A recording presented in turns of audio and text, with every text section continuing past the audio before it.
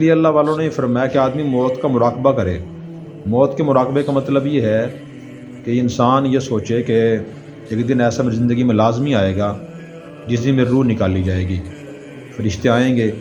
پھر سورہ نازعات کے شروع میں اللہ تعالیٰ نے نیک اور برے لوگوں کی روح نکالنے والے فرشتوں کا تذکرہ فرمایا، والنازعات غرقا والناشطات نشطا والسابحات سبحا فالسابقات سبقا فالمدبرات امرا، کہ جو گنہگاروں کی روح نکالنے والے فرشتے ہیں وہ ایسے نکالتے ہیں جیسے کوئی چیز چھینی جاتی ہو، تو اس طرح نکالتے ہیں۔ وہ روح باہر نہیں آتی، دوسرا جہان نظر آ رہا ہوتا ہے کہ مجھے وہاں سزا ملے گی، تو روح اندر جاتے فرشتے پھر نکال کے اسے کھینچ کے نکالتے ہیں۔ اور جو نیک لوگوں کی روح ہے اس کے فرشتے نکالنے والے علیحدہ ہیں، وہ ایسے نکالتے ہیں جیسے کوئی گرہ کھول دی گئی ہو، جیسے ہمارے مشکیزیں میں یا شاپر میں دودھ یا جوس یا پانی ہو، اس کی گرہ کھول دی جائے، تھوڑا سوراخ کر دیا جائے تو فوراً چند سیکنڈوں میں ساری چیز وہ باہر آ جاتی ہے۔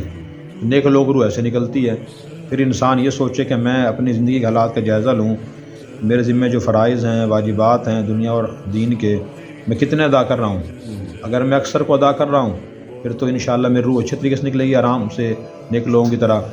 اور اگر میرے زندگی کے حالات اس کے برعکس ہیں، میں فرائض سے غافل ہوں، میں گناہوں میں مبتلا ہوں اور میں اپنے حقوق کو ادا نہیں کر رہا اللہ اور بندوں کے، پھر پہلی کیٹیگری میں آؤں گا میں۔